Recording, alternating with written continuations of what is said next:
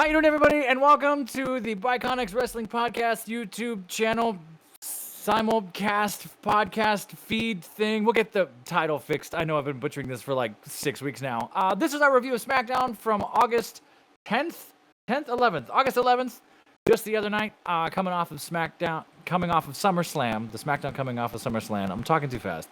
No Mini this week. Mini's at a Magic tournament out in the middle of the desert somewhere. Hopefully he's doing okay and it wasn't a scam and he's stuck out in the desert. I'm joined, as always lately, by the Mikey who runs Vibe Tribe here. Mikey, how are you? What's your opinion? So personally, I'm doing pretty good. In regards to this episode of SmackDown, I feel like I have more questions in it. I feel like we're in Bizarro World and creative switched this week because Raw was actually really, really good this week. And then I was like, okay, well, it wasn't really a go-home show last week for SmackDown before SummerSlam, but I was interested.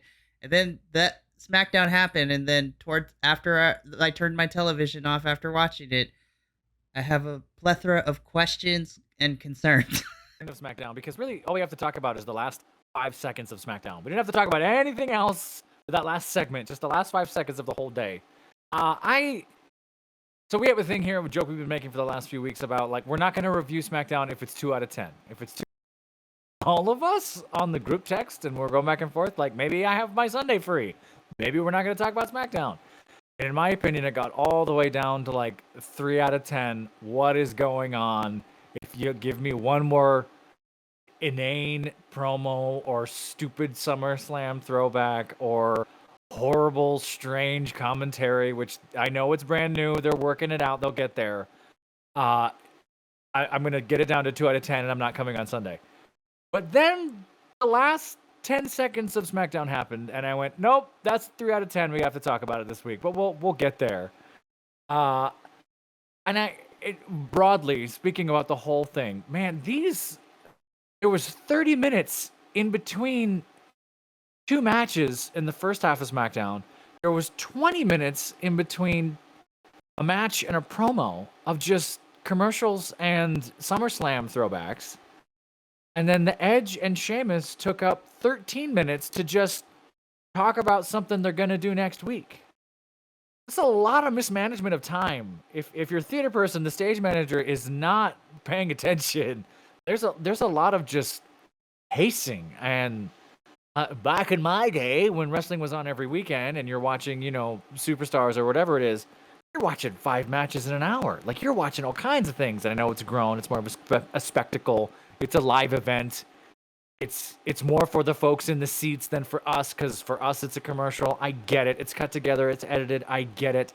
You're paying millions of dollars for these packages. I get it. And the folks in Calgary were all in. They loved it. Seems like they had a good night. It was boring as hell for the most of it. It was arduous to watch a chunk of this stuff. And that's a shame coming off of SummerSlam. It was really, really weird. Like, for me, nothing was inherently horrible. Like, it wasn't awful. Like, it wasn't bad. It was just very middle of the road. And it felt very indifferent. And I'm like, listen, we have like 4 weeks until Payback, and you're not voting confidence on what SmackDown matches we're getting for Payback, except for maybe the women's match, because that was really the only thing I actually enjoyed this week. And I'm okay with how it ended, but I'll get into that in a little bit. And let's get into that right now. So now I'm mixing them all up because SmackDown cooked my brain. SmackDown starts tonight with Asuka and Charlotte Flair coming out to the ring. No real fanfare, just the 2 of them here to have a match in Calgary. Let's go. I actually took timestamps of this because I was a little upset myself. From the bell to the first commercial was 3 minutes. They got 3 minutes. Commercials were just under 3 minutes. We come back, there's 2 more minutes of the match, and then Io Sky and Damage Control come out. So really, they got 5 minutes to do their thing before the button of this match of Io Sky, looking gorgeous, by the way, coming out, jumping off the ropes, hitting them both with this beautiful flying moonsault thing, and then the interference in the match. and then it's over. Less than 10 minutes, probably 8 or 9. It was a lot of fun. It was great. It's sort of the highlight of the evening was in the first 10 minutes of the show. But you just chopped up a women's match for no reason. You didn't give them any momentum. You didn't give them anything to feed me, the television audience. I hope Calgary liked it. I hope in Calgary it was 20 minutes and we just cut it down, but I know it wasn't. Yeah. Yeah. Go ahead. I mean, honestly, This pains you. Yeah, this pains me because, I mean, this was the only women's match we got this week on SmackDown. So again, I feel like creative has switched places this week, which was really, really weird, which makes me worried for next week's big women's match, which we'll talk about in a little bit because this kind of goes on topic. But normally I hate a DQ finish. Like, normally I don't like it, but honestly, I'm okay with it if the following weeks it sets up for what is Io's rumored path to WrestleMania, which is that her first big opponent is going to be her versus Asuka at Payback, which I'm like, gimme. Let's go. Absolutely right. I heard similar rumors on the X Twitter bird thing, whatever that app is. I just hated the commercials. I agree with you. I think hated there's a the way commercials. to use. Not even picture-in-picture. So there's a part of me that, okay, we can go talk about another promotion real quick because I'm also the Dynamite guy. I think picture-in-picture works if you give me tastes of it 2 minutes at a time and then get me on to the next thing. Otherwise, just give me a commercial if you're going to give me a commercial. But don't give me a commercial that's longer than the match. And that's where SmackDown is starting to go. It's Friday night. Let's talk about everything that happened this week. Here's a bunch of commercials. Maybe you'll see LA Knight. That's it. And that's driving me crazy as someone who's not paid to review it. I should humble myself. I don't have to worry too much. I could be doing other things. I choose to do this. I choose to. So, match is actually a really good one. I'm becoming more of a Charlotte Flair fan because in the ring she is quite a tactician and a great performer. I just hate when superstars are slammed down our throat, and I have nothing but respect for Charlotte Flair. I agree with you. I think DQs, in a way, can tell a better story because now we have somewhere to go. It's sort of left open-ended. We have to finish this. We can't end on a DQ sort of thing. But you have, and we talked about this during the SummerSlam review, there's 41 women on the roster. We've seen 4 who are active, meaning you have math. 37 more? 37 other women, and I want to say, I think I'm going to take an educated guess. At least a quarter of them are from the Canada. Put them on the card. Let's go. What's going on? Yeah, and I'll bring this up. So it makes me worried because if creative, I have no physical proof that creative switched this week, but this is just from my observation because Raw was phenomenal and SmackDown was kind of okay. And it makes me worried because we're still going to be in Canada next week. And for Monday Night Raw, I'm still bitter that this should have been on SummerSlam, but it is what it is. We're getting Becky versus Trish, and I'm excited, but at the same time, I'm like, should I be excited? Are we gonna get 10 minutes only? Like, what is happening? Or is this none of them want to go to Calgary? They all want to save it for Toronto. Like, is that the goal? So we'll get to the Edge segment because, I have a feeling that this was not the Edge segment was not initially planned. The way he said what he said made it a little, that's it. Why would you say it that way? But yeah, I'm afraid. By the way, I commented this on the Raw review, but when Becky came out, she looked like she was over it, and she was still not happy about her match being pulled from SummerSlam. I'm sure she has all sorts of fury, and she should, rightfully so. She absolutely should. And I can talk about this because it also can apply to Raw too. I'm like, how are we building this match between Trish and Becky if Trish wasn't even on Monday Night Raw this week? I'm like, we haven't seen Trish for a while. We haven't seen Trish in 2 weeks. The last time I saw her was 2 weeks ago. She's supposed to have this match against Becky literally tomorrow, and Like, she wasn't on Monday No. Night Raw. And it's the same thing for tonight. Like, we got Bailey and Damage Control, but I'm like, so are we pausing to push the storyline between her and Shotzi? Not even something? Okay, sure, why not? I was, but The highlight Yeah. the highlight of SmackDown for me was during the day. Before SmackDown, I was texting a friend of mine going back and forth, and he just politely dropped in the chat, "Oh, that's right. I know you're doing a wrestling thing. I saw it on your Instagram. I went to high school with Bailey." I was like, that was the What? highlight. that was the highlight of my SmackDown, to be like, "Hey, that's Bailey. My friend knows you." And then I replied with, "Oh, well, I did a horror film with Shotzi." And he went, "No way, that's awesome." But I never saw Shotzi. So I was like, oh. But anyway, yeah, no, I absolutely agree. And we're kind of butchering storylines and they're only, give yourself some credit, because I know you don't want to accuse creative of switching or stuff getting. I have no manipulated, proof, but from my there's observations, no proof. my We've observations, seen so yes. much, right? And had this confirmed after the fact. Oh yeah, this happened, that happened. When stuff gets thrown into the gears, we can kind of see it on their faces, on the way the promo goes, the way the announcers do things, the way that things are trying to roll forward. Because it's just such a different operation than AEW or NXT or anything else, right? AEW, I think, could do that and be seamless because they're just a different package, whereas it happens in WWE, and now 100 other dominoes fall when you change it. So I kind of got the same feeling by the end. Yeah, so I'm hoping that the rumored reports of Io's next, like, 4 pay-per-view defenses. So, according to the report, she's supposed to hold this title until WrestleMania, because the rumored report is that at Payback, it's her versus Asuka.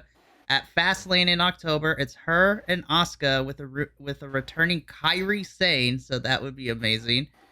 Then Royal Rumble, her versus Bianca for the title would be nice, because Bianca doesn't need to win the Royal Rumble again, but that'd be fun. And then supposedly, however long they want to, at WrestleMania, in Philadelphia, it's supposed to be the implosion of Damage Control, because it'll be a triple threat between Io, Bailey, and Dakota for that title. That could be fun. That could be great. I'm worried though. And again, but like we've discussed, when it's the right thing to do, they're gonna do something else. Like, we're always gonna think it's. By the way, we're gonna make a T-shirt out of that now. It's gonna be great. It's the right thing to do, so they did the other thing. So that's how SmackDown kicks off, and then we get this strange curveball with the Santos Austin Theory U.S. Championship match. I don't understand What is happening? what is happening. Like, If everyone remembers, we had the triple threat, and then Ray. Oh no, I'm sorry. We had Ray and Santos. Ray hits his head. They call it due to a concussion. It didn't work, so then it becomes Santos, and then we wait 3 weeks, and then it becomes this match on SmackDown after SummerSlam, and then the first hint of it or promo of it for the night, Austin Theory attacks Santos, and then we're done. Like, where are we going with this? this becomes a weird continuing thing throughout the night, which we'll get to when we get there. Yeah. But we forgot to talk about the amazing recap we got of Tribal Combat. No, we didn't. We skipped it for a reason. I'm not talking about. I'm like, bro. That was longer than the entire women's match segment of the first half without that commercial. It's the same amount of time.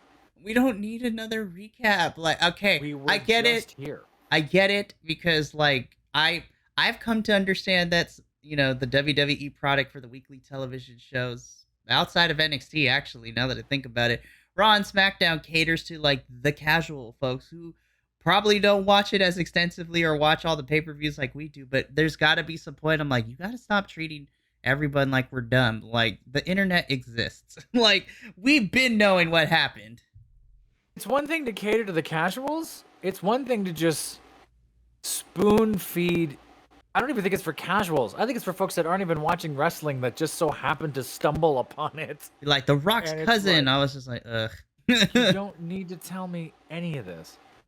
So we skip that promo. We go to this thing, and then I'm gonna throw. yeah. Go ahead. No, go ahead. I'm just like, you have one? I don't understand. I was just like, why is Austin upset all of a sudden? Like, where was this 2 weeks ago? I was like, is he mad because Santos? See, I'm conjecturing here. I think Austin got mad because Santos eliminated him for the Battle Royal. I was like, but Santos got eliminated like not long after. So like, why are we mad? Like, it makes no sense. It's every man for himself. Does not make sense. Austin, It's you are a stretch. champion. It's absolutely a stretch, right? It's kind of, I'm for the theater people out there. It's bad playwriting. So I have no reason to confront you about this. And when we talk about that match later, I'm gonna say something controversial because I'm actually gonna defend Austin Theory a tiny bit. Oh, who are you? I'm not. Because I actually really like Austin Theory. Austin Theory has grown on me like a cute little Georgia wart.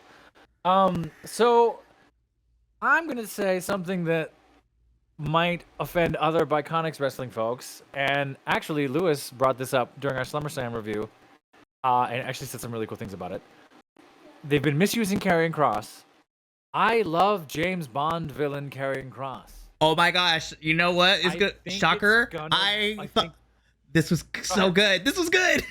I thought it was good. I think it's actually gonna work.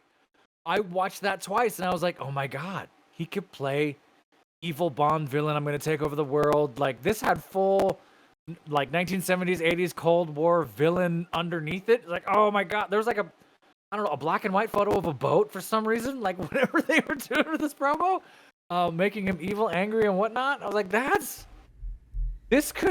is great. Let's more of this, please. More of the. I was happy for that. I was like, yo, I'm here for it. And then the match happened, and I went, where was that guy? I hope that we're done with AJ and Karrion. Like, we're done. I'm hoping this. Corey Graves did not give me a vote of confidence because he made it sound like, oh, this isn't over. I'm like, Corey, let it be over. Just let it die, man. I think and then this bleeds right into the match which we're talking about, which was a great match. The last 45 seconds, 60 seconds were kind of a little bit botch heavy because there was a strange. Yeah, there was some miscue. Karrion didn't catch AJ, then they fell, then AJ picked him up, and then they went for what looked like a DDT, then what looked like for something else. And it seems like Karrion was just like, just drop me, go, bam, and it was over.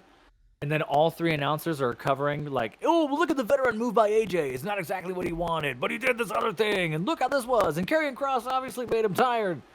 And it was like, no, they missed and slipped and fell. It's over. AJ's still amazing. I'm still confused, and we don't have an answer for why AJ's been buried in the mid card after being a superstar for years.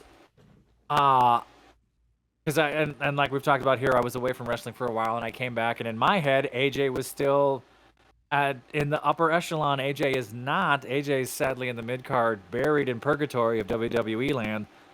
AJ is amazing. Still.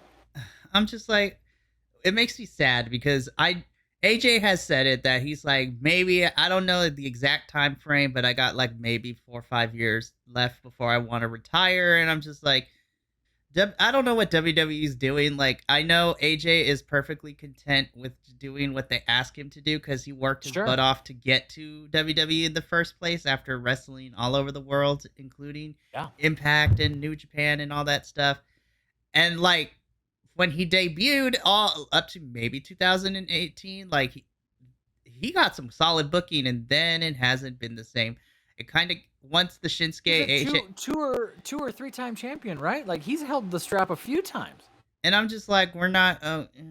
See, this also goes into the problem when you have your main championship for SmackDown be on literally a part timer at this point.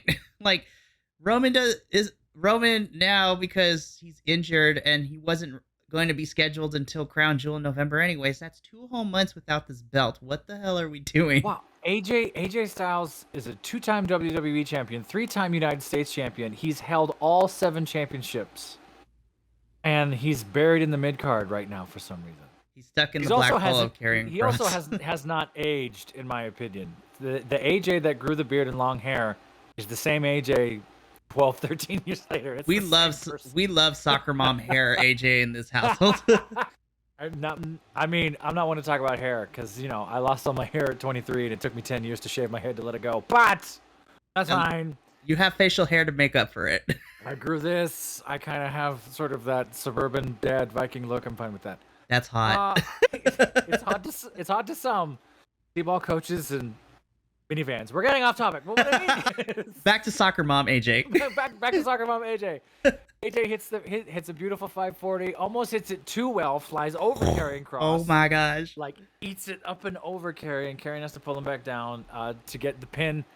Not the pin. That's not the pin. That's just a move. And then we have this outside ring interference. Calgary was very excited to see Scarlett go up and over the table, which is great. Ooh, Scarlett looked like she landed hard too. I'm like, oh, she bounced off that table. She took a bump. Mrs. Keith Lee out here. I was just like, no wonder you're married to your husband, because your husband showed up for a quick second when you threw her. Like she knew what she was doing. I hope Scarlett's okay. I was like, that landing was gnarly. For those of you who know, that's what it's like to get thrown out of an Applebee's. And Professor has experience, apparently. I have not been thrown out of an Applebee's. I've seen the That's off camera. camera. So that's off camera story. I've been thrown out of a McDonald's twice, but not an Applebee's. He hits the Styles Clash, 1, 2, 3, clean pin. Hopefully this is the end of this, and it gives me hope that they're going to do something fun with Karrion Kross. Yes, I'm here for him to go from generic like creator wrestler 7 to hot Bond villain with his hot wife. Yo, like get him in a suit and tie, get him a little faction of angry Russians. And give him some Cold War angry attitude. Get some black and white noir. They're already kind of doing this black and white film noir Scarlet whatever thing. Oh my gosh, I like lean in on that. Maybe make him not as look at me, I'm Karrion Kross, like angry face all the time. Make him a little smoother, and I think you have something. So like, big idea. Like I don't know how abstractly that WWE has the capacity to go with this, but literally with Karrion and Scarlett, I'm like, make them like, I don't know, this is really abstract and this is how weird my brain works, but if you could go with the promos that he's been giving so far in these little video vignettes, but if you want to make it more stylized, make Karrion and Scarlett like the embodiment of like the Black Dahlia murders or something like that, like stylized like 1920s, 1930s, like just the personified of this really absolutely maybe supernaturalistic, but like he's human, but then when you get into the ring, it's just like, oh, he goes into the switch flips, very stylized. Some kind of I'm trying to think of good comic book lore that we could throw in there, but sort of like, but have that sort of surreal 1930s, 40s, like you're talking about. Maybe not even spies, but like sort of there's mysteries, there's something about them. It's like it's more mysterious matches. Yeah, it's like very mysterious, kind of borders on supernatural a little bit, but you never know. And it's just just leaves you that uneasy feeling. It's like, oh no, it's Karrion, man. Like, did you hear what he did to that last wrestler? Oh man, I can make him like start digging into the pasts, quote unquote, of some of these wrestlers. Maybe he's got dirt on him. Maybe he's going to try and expose their secrets or something. Maybe there's some sort of supernatural something about some of these people. Like, what's the saying that we have here? If it makes sense, they won't do it. If it makes sense, they won't do it. They're going to do some sort of Karrion Kross as Kane. He's someone's brother thing. We already had him in a GIMP helmet. No. I was going to say, a year from now, they're going to put him back in a mask, and he's going to be Karrion the Crusher, and they're never going to use him again. They're going to make him into Juggernaut, and it makes me sad. I gave him something to do. Make him laugh a little. I agree with our newest cohort Lewis about all of that stuff. I think they're just misusing the hell out of him, and that's tough. And I think AJ's over it too. AJ's like, is this the last time? Please. Can I be done? I've had 3 months of Karrion Kross matches. Can I do something else? The question is, what do you have AJ do? Like, I don't know. I think here's my big take. Not a big take. Mm-hmm. This is not a hot take. This is just theater and playwriting. AJ stuck in said mid-card purgatory. Take a risk. You have to do what WWE hates. Take a risk. AJ can do it. Roll your dice on something. Pick a feud. Pick a plot line. Give it a week or two. Shoot some promos. Take a risk. Go big. Make something happen. Don't insert yourself into anything that's already happening, because that might get muddy, as we saw with some of these other belts and other things that are going on. But like, I mean, it's not out of the realm for AJ to have a promo like you were talking about, just like, hey, you know what? I'm being mistreated. I'm gonna retire. I'm out of here. Give me a reason to stay. And then someone gives him a reason to stay. We go, oh, what? And then bring something up and relive something. So there's a little bit of momentum going in the direction. You're gonna have to take a risk, or sadly, AJ Styles is he's gonna be going town to town in the mid card for the next 4 years. He's gonna get some kind of Hall of Fame match, and then it's over. My biggest fear is that eventually, like, AJ will be relegated to the house show circuit, which is fun. But I was like, oh, if you're in the house show circuit, that means WWE doesn't have anything for you for television wise. Yeah. Also, I think a lot of folks that are in the house circuit are like, I just want to wrestle. I don't want anything else. I don't need the extra money. I just want to wrestle. I don't want to do promos. I don't want to do autograph signing. I don't want to do this and this. Just put me in the house shows. I'll fuck around. I'll say hi to the fans, and I'm out. AKA Seth. He's like always at these house shows. I'm like, bro, you're a champion and you want to be at the house shows? Yes, let's go. Because it's a blast, right? I can see how that would be fun as hell. If I could do my career over again, I would tour the world doing improv shows and just hang out in a different town every night doing something fun like that. Absolutely. Yeah. So we're mourning the anticipation of AJ Styles' career. I'm also anticipating the morning of what happens with Carrie, and I'm just like, oh, don't mess this up, because the potential is there, but we saw a kernel of that could be a lot of fun, and then okay, so then we get to this more backstage shenanigans. So after that, okay, so I'm going back to gotta make note of this stuff. Okay, so this happens. So we go backstage again. I'm not sure. Okay, so this is the second or third time we've seen this, right? This is the second segment. So this is the segment. So this is the second one. Okay. Is it Mackenzie? I think this is the other thing I get mad at WWE. I was like, remember when you used to give the placards of like the interviewers names, like they're also like characters in there, sure. But now they don't do that no more. I was just like, there's too many of you. But backstage interview, I think it's Kathy Kelly. Hey, Kathy, love you, girl. I think it was Kathy. So Kathy is like standing outside the medical office, and she wants to go inside to get an interview, an update on Santos. And then, Austin Theory comes out, John Cena Jr., as most people want to call him now. Austin comes up to Kathy, and he basically runs his mouth. And then I guess the doors to the medical office backstage area is like not padded correctly, because you can hear everything coming from outside. Because then Rey Mysterio comes out like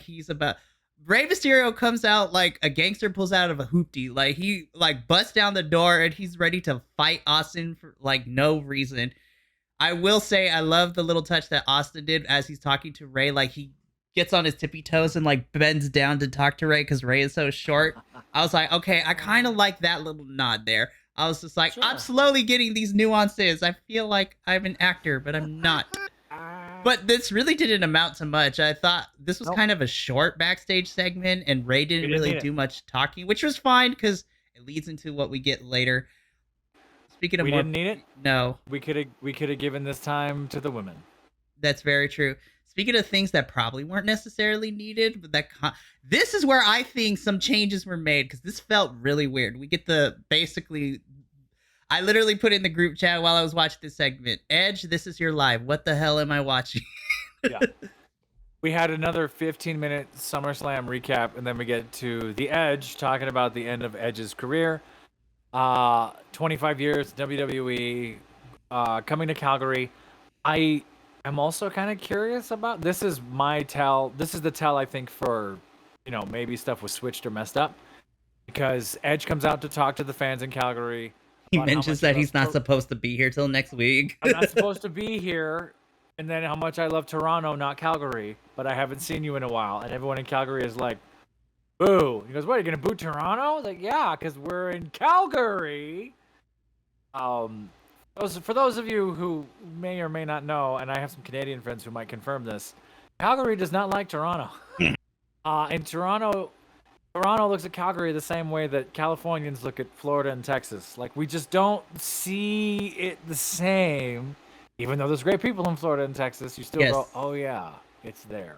Oh, I kid you Um, not. As a sidebar, when I was in Tampa, like for this conference that I went to, it was so weird here in the other states.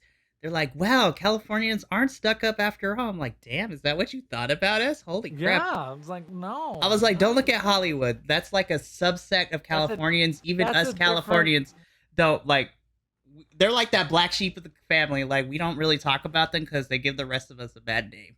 Yeah, absolutely right. And I got that when I was in Chicago. I got that when I was in the Mets. It was like, oh, you're not like Californians at all. Like you, It's like, did I'm you the send first me to one be you've a ever surfer? met. What are you talking about? So it's just a regional that they dislike each other and whatever. And I think Edge kind of knew that. But it was either making a dig or what, or he was just kind of going. This off the was cuff. weird. I was like, Edge, are you supposed to be a heel? Are you like being a face here? Like, it was so This weird. whole thing was weird. So, because we're about to talk, I wanted to talk about that too. So he talks about, I want to end my career. There's one person who brought me back. He tells the story of him and Sheamus. Sheamus got him back in the ring. Sheamus comes out with the Brawling Brutes as a Sheamus-y character instead of This was the most being human normal. I have ever seen Sheamus be. Not to say that he's not human, but this is like the most out of character for him. Like, this is the Absolutely. real person behind the Sheamus character talking, Yes. not Sheamus the wrestler. He was his Celtic Warrior workout self instead of being the wrestler. Shout out to Damian Priest for rocking Taylor Swift and being unashamed about it on his workout playlist. Shoot. So all that's happening. They come in there, they talk about this match and how much they meant to me, and the first time Sheamus met Edge in Dublin and bought him a beer, and that means a lot where I come from. And it's actually a really cool story thing that happens in here. Edge wants him to do a match with him. It'll be his, I guess that's his final match. He Is that didn't what we're say it, getting but to? I'm like, we're building up to this retirement. I was like, damn, It's that's 20, no, 20 no shade to Sheamus, but I was like, damn, that's not really how I wanted to see Edge go out, but it is what it is. Well, doing this sort of friendly competition thing, or doing this sort of like we don't have heat, but then Sheamus trying to build arbitrary heat with, hope he didn't make a mistake, and kind of That was so weird. I was like, you were just talking highly of each other. Like, Edge showed the picture of him and Sheamus on his daughter's bike, which is fucking hilarious, by the way. hilarious. And then Edge trying to get upset that you showed me his butt in front of everyone when he took a fall on the mountain bike. And then Sheamus is like, you have shown more than your ass on television. And Oh yeah, because I was like, for us true wrestling fans, do we not remember the in-ring celebration with him and Lita after he won the championship? I was they both got into their boxers and lingerie. I was just like, this is okay, fair. this is happening. Okay, great.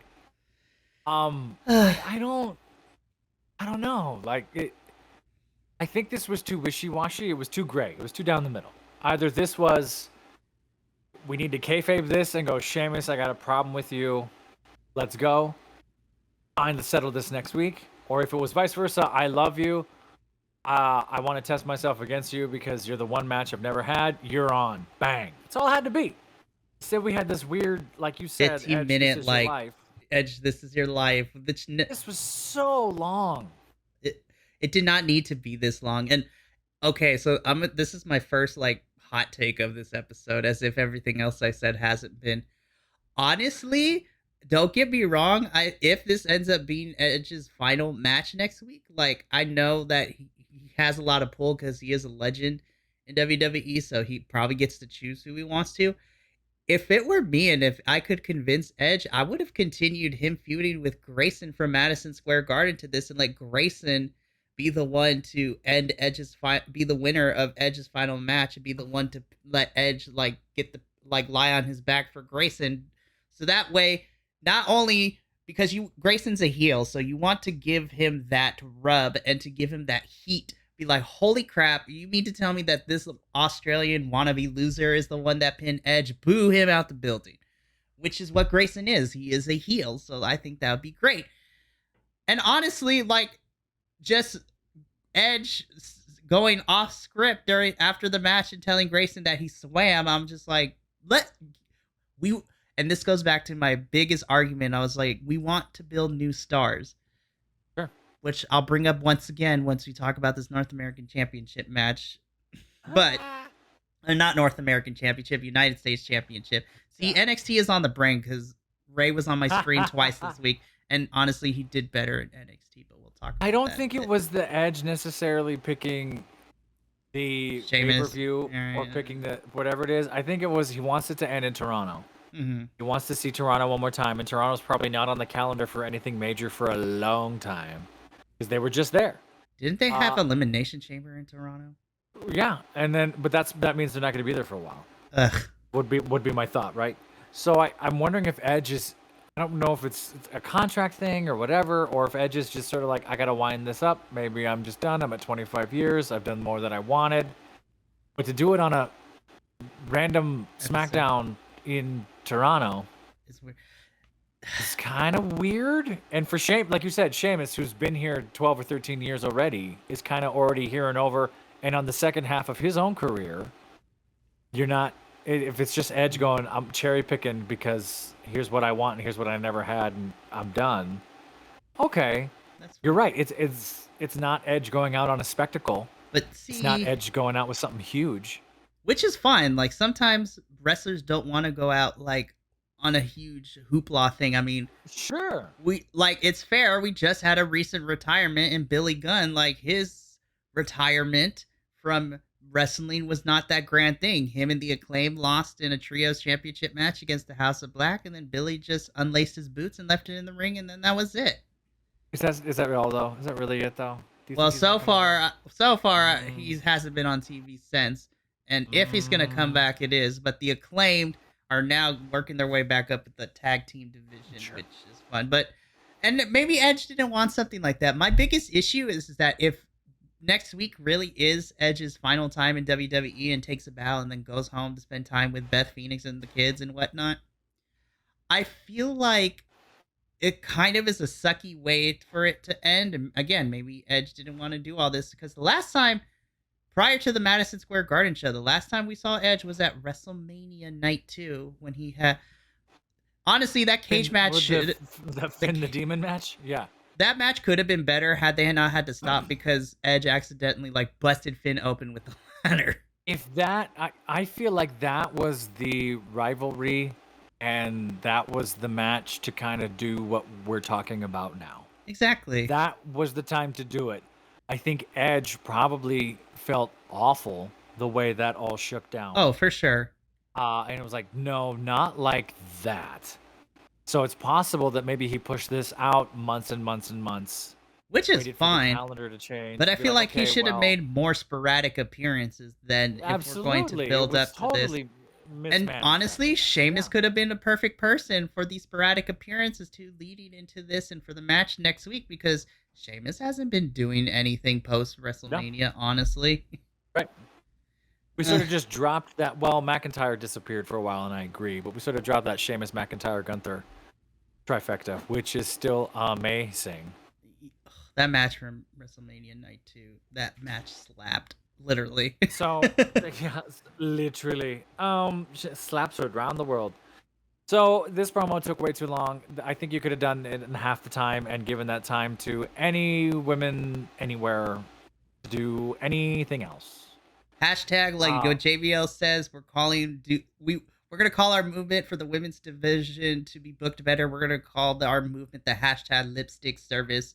I'm going to make a t-shirt with the lipstick and just it was absolutely lipstick. Hashtag support women's wrestling.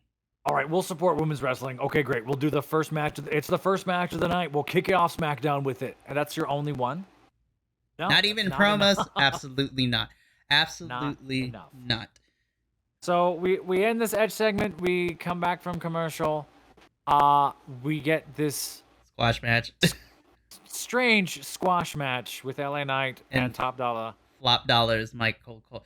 Michael Cole be burying Top Dollar so much. I'm like, damn, Michael Cole.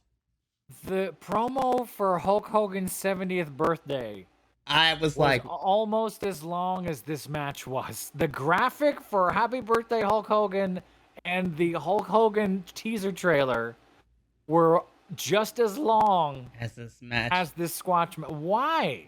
So No first, reason to do this. so first and foremost, next hot take: Hulk Hogan. No. You're a horrible human being. I'm sorry. Like, he's been horrible for generations now. Once it all came out after the big 1980s run, and we know him for who he really is. he almost Hogan, you're a he horrible person. he almost him and Eric Bischoff, and I don't care what nobody says, they almost ruined Impact Wrestling, and Impact Wrestling had to take a decade to get back into the good graces of the wrestling promotions and the wrestling fans. And it's because of that era of TNA wrestling. That's why I feel like a lot of modern wrestling fans always make fun of Impact, calling it like a secondary promotion to AEW and WWE. I was just like, I don't know, man. Like, the women are being utilized the best in Impact, and I will die on that hill. But Hulk Hogan, Hulk Hogan's not a great person, racist. I don't know how you excuse him for dropping the N-word casually on multiple occasions. Yep, all the time. His children are horrible people, from what I've heard. Like the stories of them. I know his. If you remember his son and the car accident story and how all that shit shook out 20 years ago or so. His daughter is being used as like just nothing but eye candy during the Aces and Eights storyline, and being married in quotes to Bubba Ray was the weirdest thing on television. And she was barely I think she was like 20 or barely 21 at the time. I'm like, the implications of this is not the greatest. And then he had that whole sex tape. The fact that Hogan is getting pushed still is Vince McMahon. Is absolutely Vince McMahon. And I'm sure there's other wrestlers that are influenced by Hogan and whatever, and they're doing it as sort of a you got to honor your elders thing. Fine. But the teaser trailer for Hulk Hogan's birthday and the graphic should not be longer than a match. And that's all. I'm not going to talk about Hogan anymore. What was it that Top Dollar did to end up getting totally buried by WWE and everyone backstage? Well, according to wrestling reports, like, Top Dollar has heat with people backstage, and so basically Hit Row has become the job squad, as I call it. Yeah, nobody likes Hit Row, which is unfortunate. And I don't want to say that one person makes a difference, but damn, I was just like, when they let them go along with Swerve, I was like, Swerve kind of carried them, and I was excited for their potential. Because Swerve kind of had a similar character towards the tail end of his WWE run that he does now. Instead of like being a CEO of an enterprise, he was literally using his real life experience, because Swerve raps in his part time too, and he has an actual studio. Like in NXT, he would cut promos in his actual home studio. It wasn't like they rented like a building and made it look like a studio. Damn. No, that's his real life actual studio in his house that he cut promos on, and just being like this annoying heel faction of rappers. I really enjoyed it, and it kind of got over until they got released. But man, since they came back, I don't want to say Swerve made the group, but he really did give them a lot of clout, and now that tells you a lot, yeah. Now they're just being jobbed out, and it makes me really sad. But that's tough. And poor Top Dollar being squashed by America's ass, LA Knight. Top Dollar comes out. Does about 60 seconds of I'm gonna fight off LA Knight. LA Knight flips it around, hits that one dude whose name I always forget. Turns around, hits Top Dollar. Yep. Drops Ashante the Adonis. Gets the not quite the people's elbow, but close, and then gets the blunt force trauma. Bang bang, it's over. This match was basically an intro to the promo for LA Knight, and he nails the promo again. Calgary loves him for it. LA Knight cannot be stopped. And sadly, only 90 seconds of LA Knight was not enough. So I feel like something ran, if the Edge and Sheamus segment ran over, or... So this is my conspiracy theory, because me and Minnie talked about this over on the Monday Night Raw review. We popped really hard during that promo battle between him and Miz. Like, this feud is going to be money. But then the first question I brought up, wait a minute, isn't LA Knight a SmackDown star? Like, why is he over here on Monday Night Raw, was my first question. And then I kind of just gave up halfway through. I was like, you know what? The brand split doesn't really matter. The draft meant absolutely nothing. I don't know why I keep thinking it did.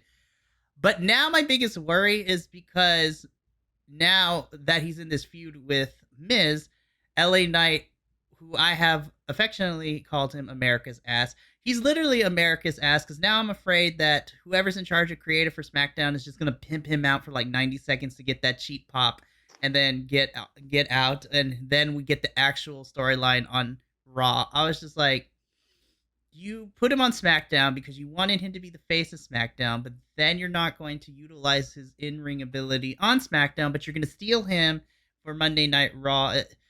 Yeah. I'm afraid because they're having LA Knight do double duty. I'm so afraid he's going to burn out. I was like, that's a lot. That's the Vince McMahon self-fulfilling prophecy, right? Where he's sort of like, I don't want to push this guy. I don't want to push this guy or woman. I don't want to push him. I don't want to push him. I don't want to push him. Great. Everybody likes him? Okay. I'll give him to you. And then pushes them to the point of breaking and then goes, well, they wanted it and I gave it to them.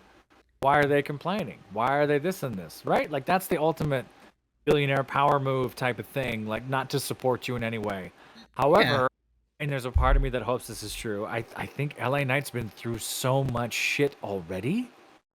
What's one more thing? At least now the audience loves him. At least now it's his t-shirts filling the stadium. Signs talking about him. So he's the face of Slim Jim along with Bianca Belair. Like, they're the stars of that now. So he's kind of getting what he's wanted.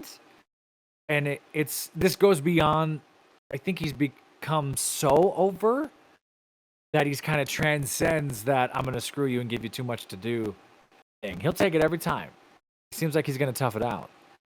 I don't know a lot about him as a person personally, and I should do my research on it, but as a performer and a promo guy and a talker and what he's doing, I don't think you're going to burn him out that way.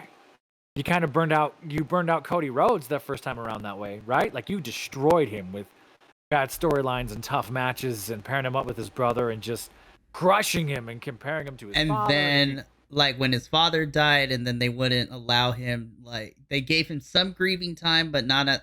Listen, I have problems with Tony Khan's booking decisions of, like, the women's division and certain storylines. Sure. And one thing I will never say against Tony Khan is the fact that he really cares about his employees and his wrestlers.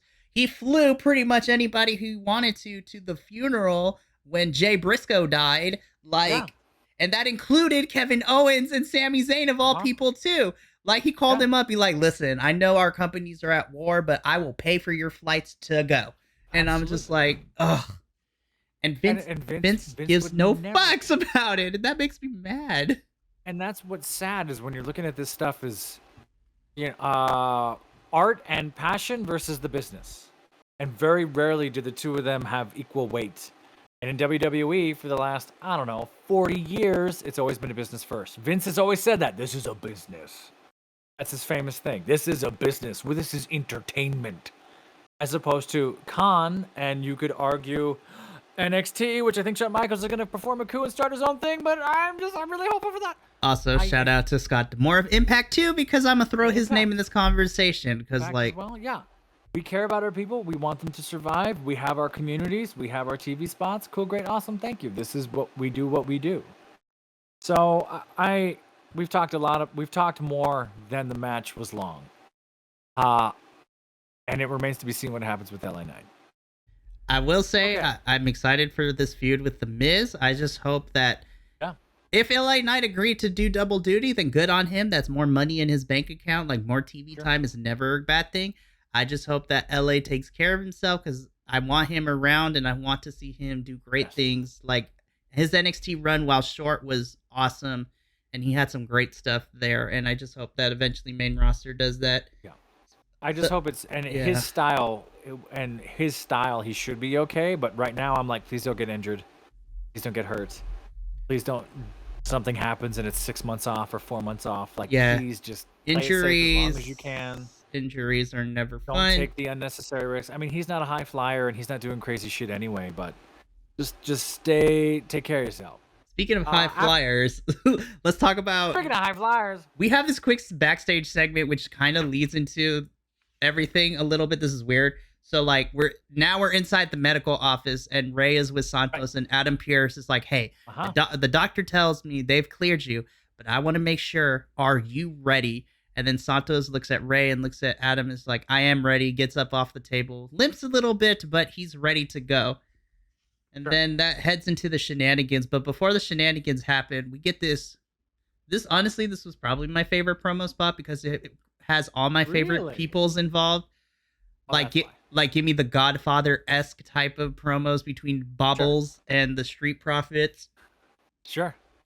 I appreciate that we talked about what happened, but I was like, so I hope this doesn't get dropped like always because Vince doesn't like black people. Oops, I said it out loud. Yeah. I like this promo. I don't feel we needed it. I think we were already running long and we were kind of drawn out. If we had maybe one less SummerSlam recap of 15 minutes, then yeah, I would have been fine seeing this. At the point of the show we saw this, I was already kind of burned out on, and now we cut to, and let's talk about this. So that did not support them in any way. I still love all those folks. I just wish I saw that promo an hour beforehand. Again, it's just like, these were all the people that got cleared to fly into Canada. So, which, by the way, my biggest question is like, so does Bianca now have a passport? Like, where was she? And I get maybe they want to sell the injury angle a little bit, but not even like, I would even love Montez be like, hold up, Bianca's calling me. I got to take this call real quick. One little nod to Bianca, sure. I don't know. It's interesting going to Canada. Like you said, some folks can't go to the country. But you have a whole other roster that can go to the country. Use more people. Or if for those who can't go to the country, there's a beautiful thing called a cell phone, the internet, like a camera. Like you could have had them, as crappy as they might have been. NXT does this where they cut promos on their iPhones and like post it on social media. And I'm like, you know what? NXT is smart because some feuds extend into the social media universe, and that's smart. Yeah, absolutely smart. So we get this, and then we get to the U.S. Championship match, Austin Theory and Santos. Oh, no, wait. So right now, we're coming up on like, I don't know, we're at like a 5 or 4 for the night. I'm sort of blah.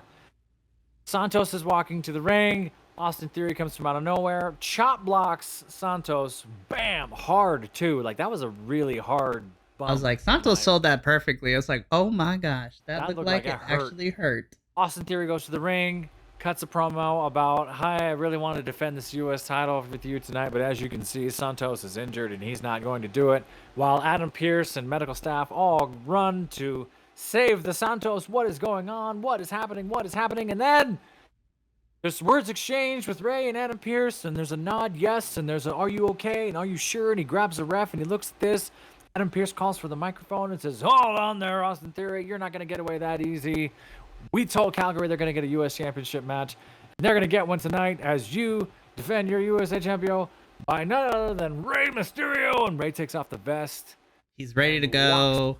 Into the ring, is ready to go. Calgary pops, obviously. Calgary has a huge pop. And then we cut to commercial. Yeah, and then there's a fucking commercial.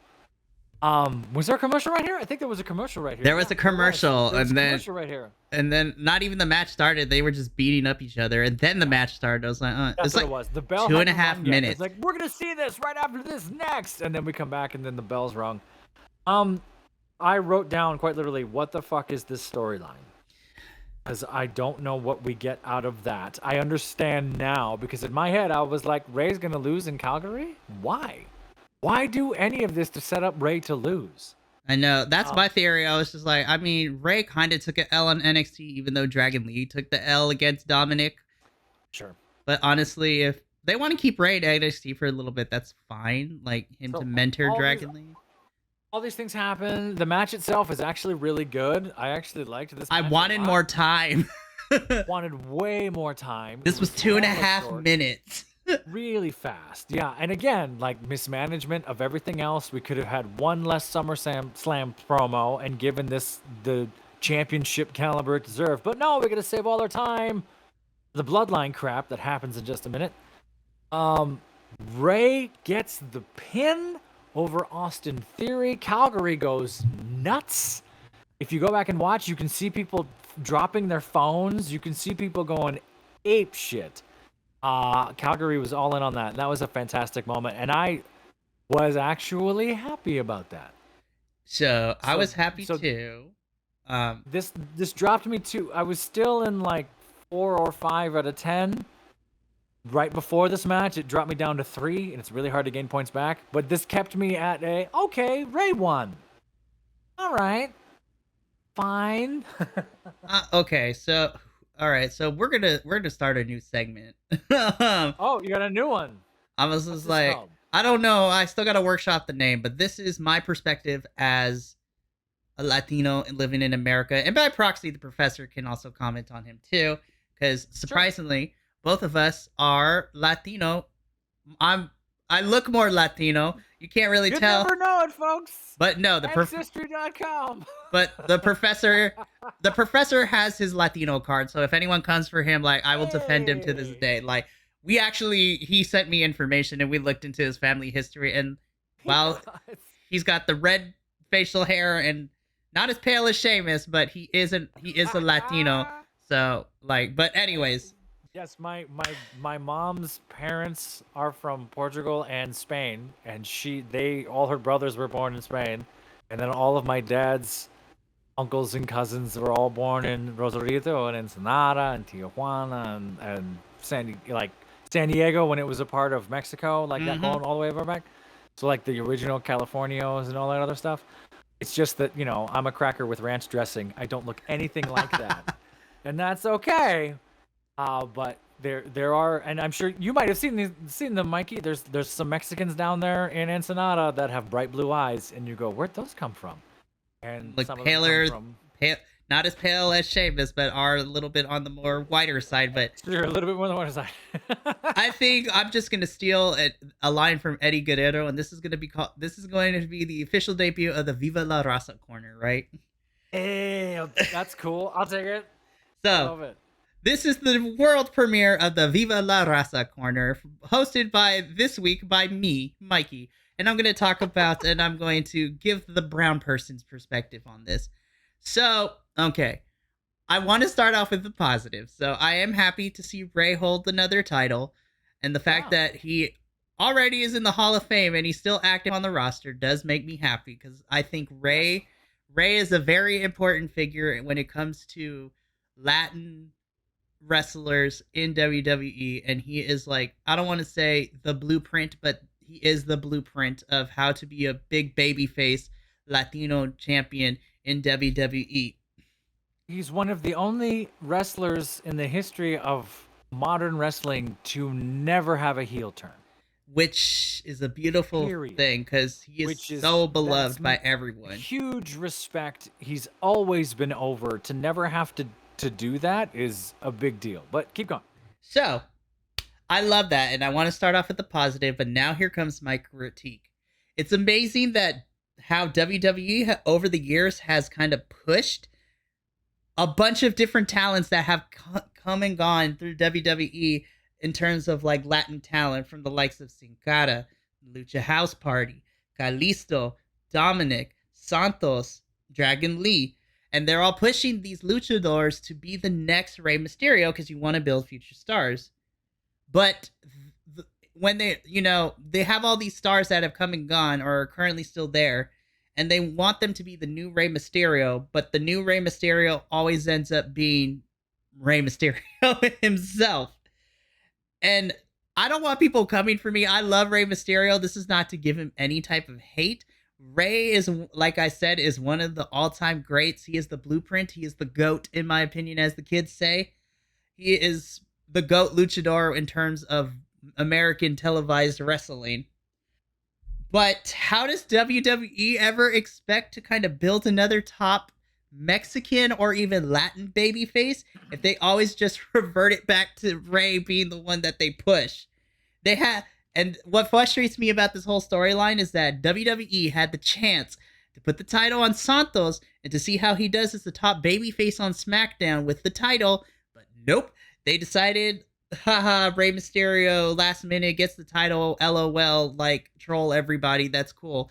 And it makes me upset because I'm like, you're WWE, the hypocrisy of it all. You want us to have you want to push the Latin stars, but you always revert to Rey. And I know Rey is good, but you can't retain Latin talent because nobody wants to work for you because you either relegate them to the stereotypical stuff or you don't push them at all. That's why I'm happy to see Humberto Carrillo and Angel Garza in NXT because Shawn Michaels is actually giving them shit. By the way, I said this in the NXT review. We got a fucking whole telenovela scene between those two. It was fucking fantastic. I need to go watch me the NXT from the other day, from what you all were saying. I absolutely agree, and I think this is Vince again doing the token thing, sort of. But to put it bluntly, hey, Ray is over with the white people. Give him more Ray. And it's like that's old school thinking. What are you doing? Because now you're holding back, like you've said, you're holding back generations of folks that you need and will want to replace Rey Mysterio.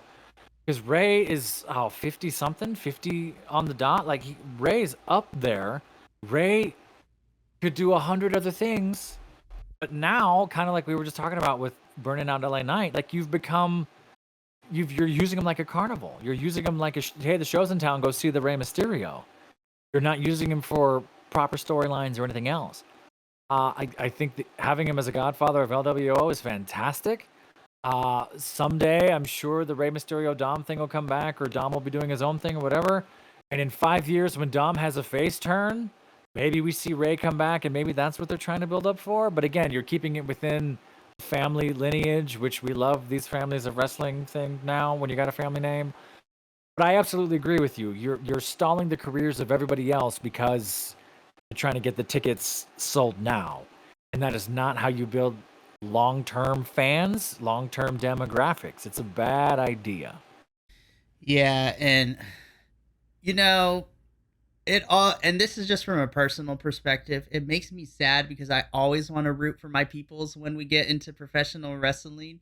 That's why I will unapologetically always be rooting for the likes of the Lucha Brothers and El Hijo and AAA, Commander, like Bandito in Ring of Honor, Gravity in Ring of Honor, like the Luchadors, Andrade El Idolo on Collision too. Like, I always want to see us succeed because we don't get that many opportunities to succeed in unless let me rephrase. So to succeed in a grand scale such as American televised wrestling, because you can make a big name in the lucha libre scene in Mexico, but to be televised on a global scale as like WWE and AEW, not very many of them get a chance to do so or get the chance to be champions in their own right.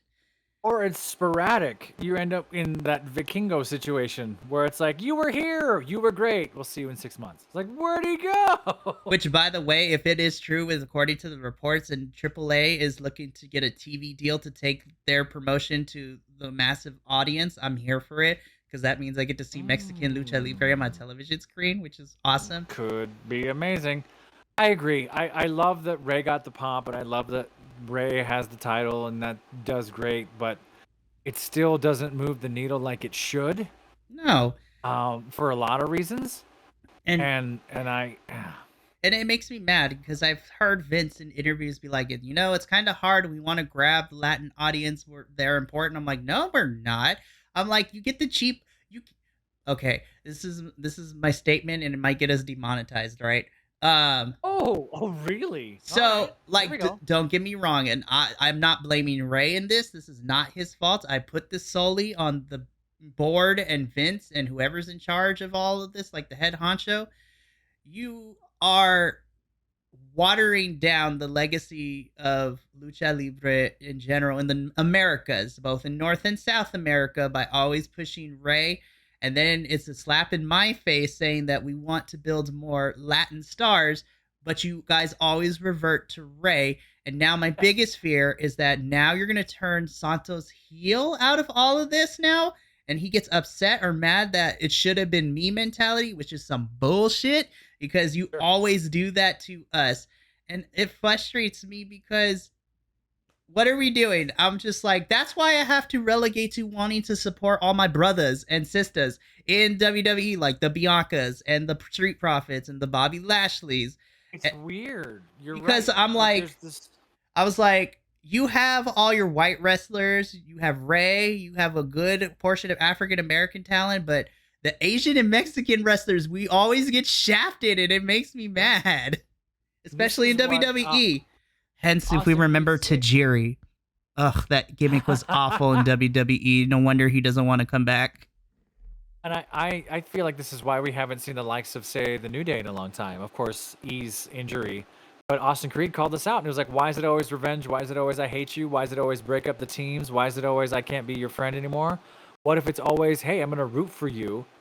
And they got a great run out of it, but I think everyone was like, yeah, you proved your point, you're done. And then they just never brought New Day back and just let them sit on the back burners doing whatever they're doing. Just as one example off the top of my head. I absolutely agree with you. I think it was a rough week for luchadors in general between AEW and SmackDown. My friend of mine told me that it was just like, honestly, between the lesser two evils, I'm more happy for this one with Ray, because Claudio kind of like, and I said it during the Dynamite review, Claudio has temporarily ended on my shit list for a little bit. Sure. And I mean, who okayed that? Who let that actually happen? Like, that's the thing. The picture of him wearing the mask just made me even feel worse when I revisited it. I'm like, I'm gonna go take another shower. But that has been the Viva La Raza corner with Mikey and El Profesor. Oh, that's very kind. I gotta learn the Spanish. My family would be very upset I don't have this. I can tell you this story, and then I could tell you the rest. I could tell you the non-PC version off the air. My grandfather was from Ensenada, Tijuana. Grew up with the very sing-songy Tijuana Spanish. My grandmother learned Spanish from her family, who are all from Spain, Extremadura. The very tinta santa cosanta marinta. Yeah, with the lift. The very that type of Spanish. They met each other when my parents got together. They could not talk to each other. And after a year or two, would not talk to each other in Spanish. And I was like, oh, damn, that's crazy. I can't wait to hear the Patreon version afterwards. I remember hearing him speak Spanish and going, that sounds kind of beautiful. And then hearing my grandmother speak and go, that's the same? Interesting. And then hearing from my mom, like, they don't talk to each other. It's like, oh, wow. Good to know. So we get to now what brought me down to a 2 out of 10 and then brought me back up to 3 out of 10 for the SmackDown review. We had 2 fucking commercial breaks before the promo even started. They were all Roman's entrance. I timestamped this. He comes in. There's 5 minutes of nothing. 136 to 141, nothing. It's just him walking, and then we cut to commercial. He comes back.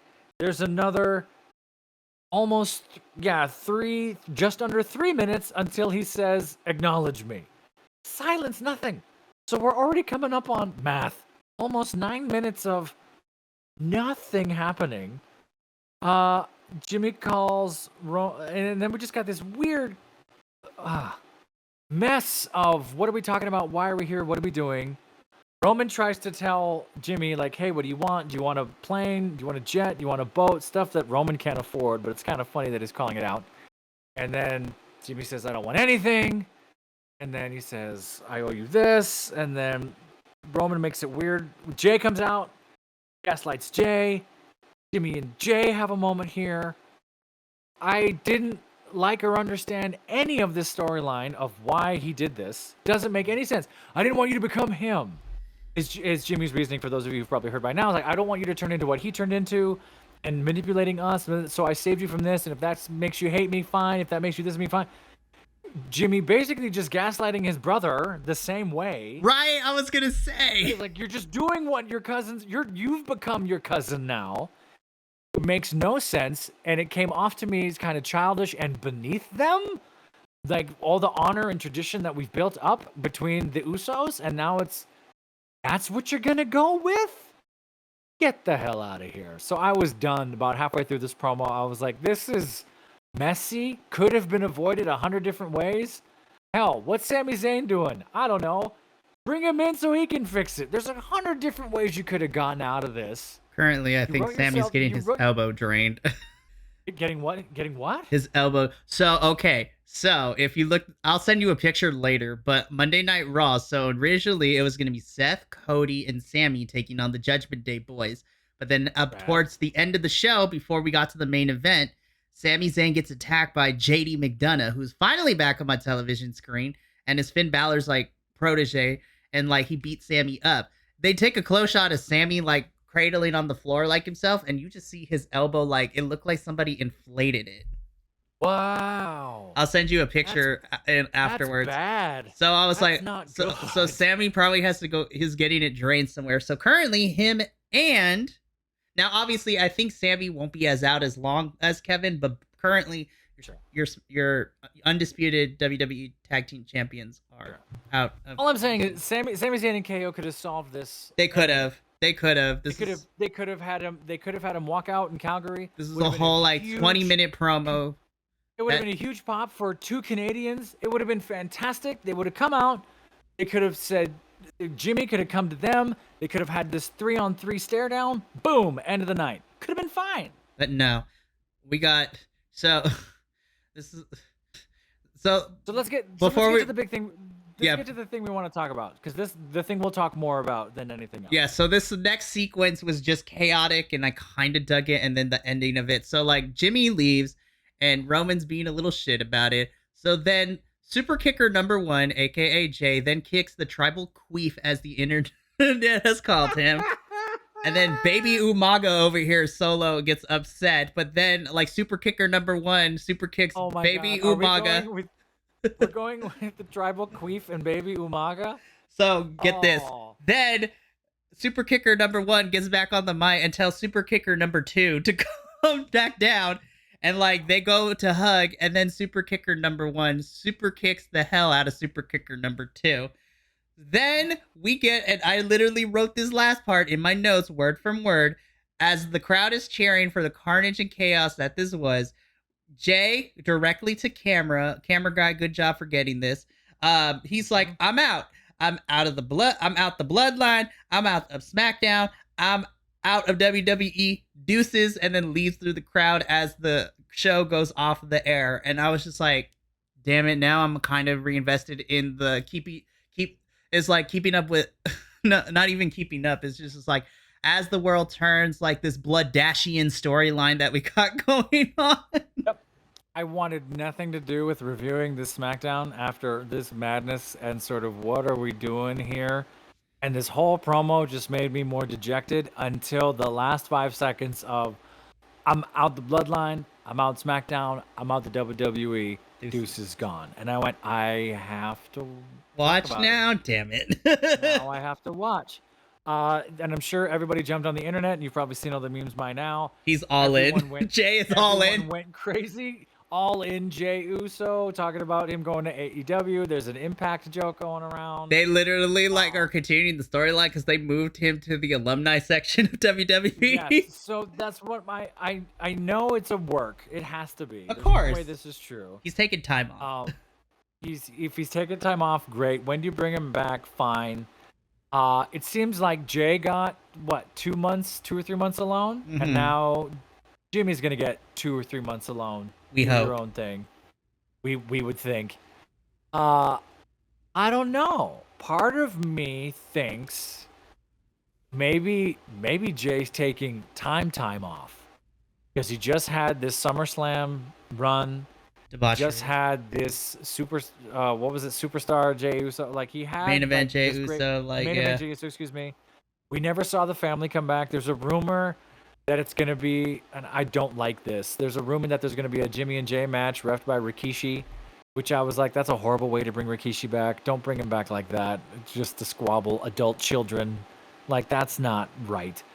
I hope they do this proper, and maybe we don't see Jay, heartbreakingly, for a long time. And I'm okay. Out. And I'm okay with that. Like, honestly, it would be fine. My only issue with this is, I know Roman got injured during the tribal combat match, and so, you know, you don't want your champion to, like, put himself in, like, make the injury worse where he'll have to be out for months. But my issue with all this is that so Jay's taking time off, then Roman is not scheduled to appear until Crown Jewel in November and Survivor Series, because Survivor Series is one of the big four. So then you mean to tell me I'm left with Jimmy and Solo? Like, what the fuck is this? Like, this, and people are like, but Paul Heyman says it's going to get more interesting. We're in the bottom of the third. I'm like, bitch, this should have been the ending like 2 years ago. I'm sorry. This has been a 3-year story, and I feel like Tribal Combat should have been the end of one chapter, and then you split Roman and Solo, and the Usos go off and do their own thing. Like, like, have them go back to the tag team division. Like, I'll be okay seeing KO and Sammy versus the Usos round 2 at Survivor Series. Or, you know, if you still wanted Jimmy on television for a little bit, like, have Jay go on this amazing singles run. And this is what... I mean, Jay, Kevin Owens, Sami Zayn versus Roman, Jimmy, and Solo? That would be wild as hell. And see what makes... I'm not sure if we're getting War Games again for Survivor Series or if that's done, but that would make me upset if we put it away, because that was actually... I love War Games since Triple H brought it back for NXT. And then it was so good last year at Survivor Series, but who knows what's happening with that. But I'm really worried because I'm like, so Jimmy and Solo are kind of just going to be hanging until Roman comes back in November. Cool. So we have 2 pay-per-view cycles. So that means... obviously no Roman, but that means no Uso, Solo, any combination of them being on the... okay. And this is where I bring up your phrase, Professor. They wrote themselves into a corner with this. Hey, they absolutely did. God. I'm just checking the injury report. There's a lot of injuries right now. Brock apparently got messed up in his shoulder at some point. They haven't disclosed officially what Roman's injury was. They're saying it's a hip and or back thing. I don't know. I thought this could have been done so many different ways. If anything, and this is my hot take, the thing that just saved the bloodline was Jay saying what he said. Exactly. That saved this whole, and which is bad, I guess, and that your whole 18 months of this storyline, longer, but like 18 months I've been watching it, came down to Jay saying 5 words. Like, that's not the best storyline if it comes down to one moment like that. Like, you should have a lot of peaks and valleys and things supporting your storyline, as opposed to Jay finally saying, I'm out SmackDown, I'm out the WWE, deuces. And if that's what fixes it, how did we get here? What's going on? See, in a perfect world, if all the wrestling companies got along, if you really wanted to, like, make this a, like, multi-dimensional, like, story... Of course, WWE, and, you know, I feel like the other companies have to protect their own interests too, but if WWE would actually, like, work with other companies, you could do all kinds of stuff. If you wanted to take this storyline and add a whole nother dimension to it and, like, get eyes on, like, everybody, because it's, honestly, as much as we have problems with wrestling right now, it is actually a really great time to be a wrestling nerd out here, honestly. We're spoiled. Jay should sit in the audience at some AEW show. I mean, that's what Just Impact and New Japan has done. Like and just Impact, like, would show Impact showed pictures of Bayley sitting during Mercedes match at a New Japan show. How wild would that be? Like, Jay appears at All In and just fights everybody, or have him, like, in a Battle Royale spot. Yeah. Like, he pops up in Ring of Honor, or he goes with his wife Trinity in Impact, and they just run it for a little bit. Like, I think, and of course WWE is never gonna let that happen, but you can still put it out. You can do the Brian Pillman here. You can just go sit in the crowd someplace, and everyone's gonna go nuts that you are there. And now you can manipulate us in a new way, because you've been trying to manipulate us in the same way for too long. I think there's something fun to that. I don't know. With Roman's hurt, who knows how long he's out. I wish Solo had more to do, because now he's written into a corner, like we were talking about. Like, you're just an enforcer. Jimmy is out here written into a corner as well, because now he doesn't have his twin, and, like, he doesn't have his twin, and he doesn't have the rest of his family. So he's literally on his own. So, like, if, again, I don't think they're going to, but if they can actually make Jimmy, like, the underdog, like, I'm cool with that too for a little bit. and then make it Jimmy versus Roman at Survivor Series or something. He's like, my brother's not here. Like, I don't know if he'll. Why? But you can't do that because all he said was, "I did this for you, and my brother hates me for doing this thing for protecting my brother." This whole entire time leading into whatever pay-per-view, like, this should be a reflection, like, journey for Jimmy. He's like, you know what? At the end of the day, I messed up. Like, I made the wrong choice. I was being selfish. Like, he has a realization, and he's like, you know what? If Jay don't want to talk to me no more, that's on me because I messed up, and I, like, just have him have this reflection and just be like, you know what? It is what it is. And I have to live with that choice. Hopefully he can forgive me one day. But now that I've come to terms with that, I'm about to get back up in this. I'm about to whoop everybody's ass. But the reason I don't think we get that payoff is because Jimmy pulls Jay off of Roman and does the slow supervillain build of pulling down the bandana and the hood, glaring at his brother with malicious intent. In that moment, he was not trying to save his brother from becoming he was Roman. being vindictive about it. He was absolutely vindictive about, you're not going to be the champion. I want to be that someday, or whatever. Exactly. And then to flip it around a week later and go, I did it to save you? It's some bullshit. You're bullshit. So now, no, I'm not saying that was a good choice. Honestly, I would have been more okay with it if Jimmy approached it like more of a scared brother than the vindictive one that we got at SummerSlam. Like, he pulls Jay out, is like, bro, like, listen, I know this is your moment, but I'm scared, like, I'm afraid, and just like have some sort of back and forth banter, but then gets cut off when, you know, Solo or Roman come out and start whooping on everybody. maybe. Like, I don't know. But I'm trying to save this because I don't know what we're doing with.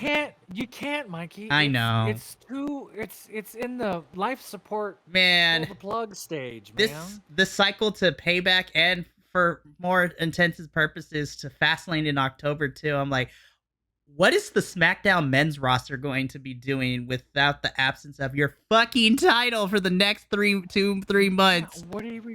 So the Bloodline kind of screwed themselves. They wrote themselves into a corner. Now folks are hurt. And Frank, I mean, half the internet is fired up about the Bloodline. They don't want it to end forever. I want it to end. Y'all are in a cult. You need to let it go. Get some help. The other half of the internet want to see it fixed. And then there's a small sliver of us that are like, let it go. 3 years is long enough. This was I will admit this is probably one of the best modern eras of storytelling. Like, this is the biggest in the story. I had some issues with it, but when WWE gets it right, I have to give them credit. They got it right with this one for the most part, but now we're fucking dragging it along. They got it right at the peak with the Sami Zayn stuff. And then they crumbled it incorrectly. They've botched it ever since. The Sami Zayn and all that, and the titles, and that was the peak of this. And the last 6 months have been like, what are you doing? The Sami loss, like, I actually was okay with it because then Cody was waiting in the wings. But then everything fell apart when Cody didn't win at WrestleMania, and then along comes Brock. Like, why are we doing this? I will say that SummerSlam match was a lot better. Like I said in the review, it was better than it was supposed to, and this was the best of the trilogy. But now, I still don't know. We still don't know what Cody's doing. That's worrying some. I would love to. I mean, unless it's gonna be Cody Roman, and we build that up for when Roman's not hurt anymore, and then Jimmy interferes again. I don't want to. See, and the reason that hurts is because that might be what happened. Gosh dang it. So on a scale of 10 minis, Mikey. 10 out of 10 minis or 1 out of 10 minis. We only review these episodes if they're above 2. We say that, but we probably still will. I mean, we'll have that discussion when we get to a 1 sure. out of 10. What do you think? What was this? What would you rate this? Honestly, I'm gonna be a little generous. I'm gonna give this a 4 out of 10. Only because, like I said, nothing was inherently wrong, but I did point out my biggest critiques of this episode through the Viva La Raza corner, and that's more of a personal thing.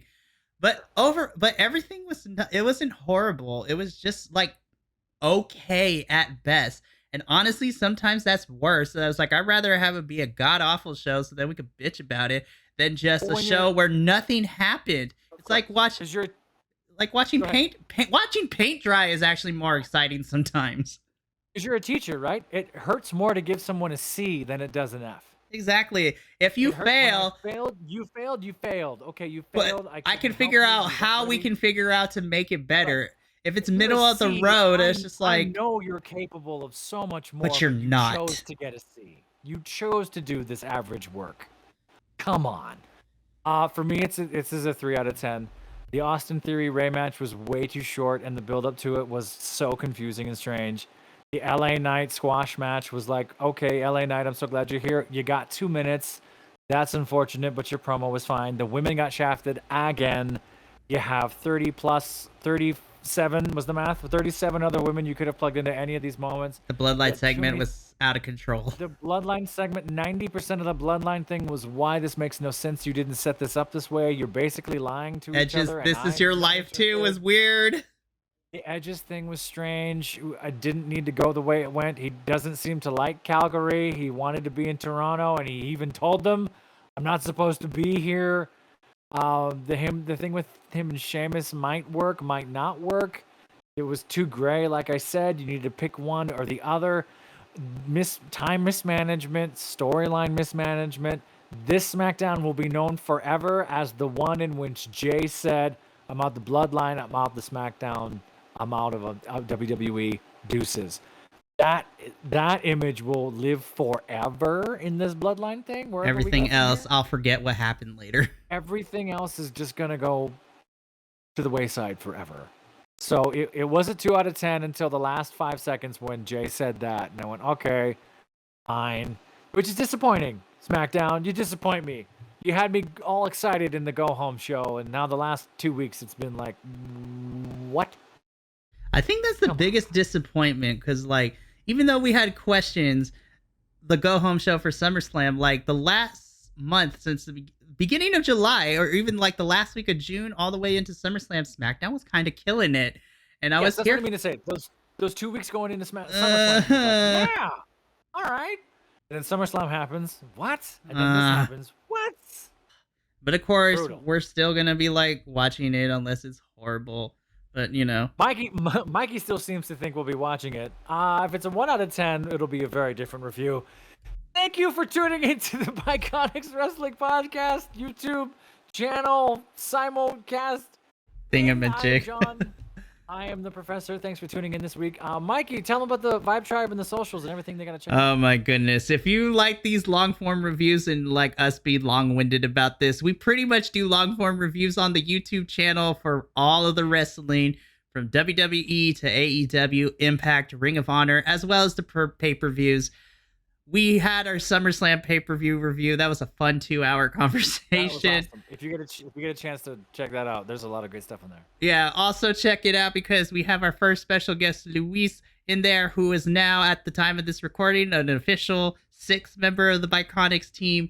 And this is the announcement here. You will meet our 7th member on the NXT review with me. So now there's 7 of us. So it's a great spreading. We are networking and people like what we do and we like what they do, so we want to network. But if you like us, make sure to hit that bell notification, subscribe to our YouTube channel, make sure to follow us on Threads, Instagram, X/Twitter, whatever you want to call it. And X-Twitter. So Threads, X, Instagram, like, we're all over the social medias at BC WrestlePod, where you can get notifications and posts of when videos go live, as well as segments from these. You can expect to see the Viva La Raza corner on there at some point in this week. And if you don't agree with us, tell us why. Tell us why in the comics. Comment, rip us to shreds, and we might even start reading some of those comments on the air. We might have a whole accountability corner for us where we can talk about the things that you say. Where our viewers roast us with our takes. Right now it's just our friends and our moms, so there's not a lot to roast. But if you want to come for us, please go right ahead. We would like to have a civil discourse conversation / argument with you. We want you guys to get involved. Let us know your hot takes. We always love having conversations. And if you're looking for something different, you can check out the Bi-Conics Wrestling Podcast, where if you like the reviews, but you want to see us nerd out about professional wrestling even more, the podcast is for you, because that's pretty much all we do over there is we just nerd out about wrestling. We razz each other. We give like the hottest takes that we end up fighting on air with each other. It's a great time. But Professor, as much as the SmackDown was kind of a chore to get through, I always enjoy being able to review this with you, and I look forward to always working with you. But from your Latino Bi-Conic and El Profesor over here. That is going to be it for the SmackDown Squad review this week. But until next review, remember, from all of us here at the SmackDown Squad and all the other Bi-Conics, remember, take care of yourself, love one another, and until next review, adios, sayonara, and thanks for watching.